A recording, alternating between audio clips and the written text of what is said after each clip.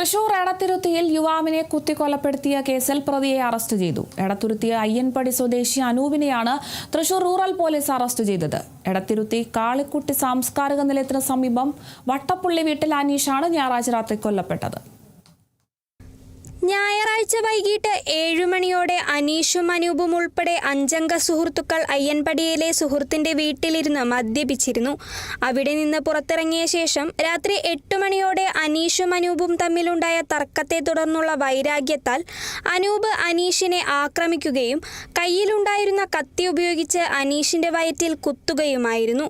കുത്തേറ്റ അനീഷിന്റെ നിലവിളി കേട്ട് തൊട്ടടുത്ത് താമസിക്കുന്ന ജ്യേഷ്ഠൻ സന്തോഷും പരിസരവാസികളും ഓടിയെത്തി ഉടൻ തന്നെ ആശുപത്രിയിൽ എത്തിച്ചെങ്കിലും ജീവൻ രക്ഷിക്കാനായില്ല. സംഭവസ്ഥലത്തു നിന്ന് രക്ഷപ്പെട്ട പ്രതി അനൂപിനെ അയ്യൻപടി ഉന്നതിയിലെ ബന്ധുവീട്ടിൽ നിന്നുമാണ് തൃശൂർ റൂറൽ പോലീസ് പിടികൂടിയത്. അനൂപ് കയ്പമംഗലം, മതിലകം, കാട്ടൂർ പോലീസ് സ്റ്റേഷനുകളിലായി 5 ക്രിമിനൽ കേസുകളിൽ പ്രതിയാണ്. Kaipamangalam police station SHO Bijith, SIമാരായ പത്മരാജൻ, ജോഷ്യർ, അജാസുദ്ദീൻ, CPO ഷിജു എന്നിവരാണ് അന്വേഷണ സംഘത്തിലുണ്ടായിരുന്നത്. Kerala vision news, Thrissur.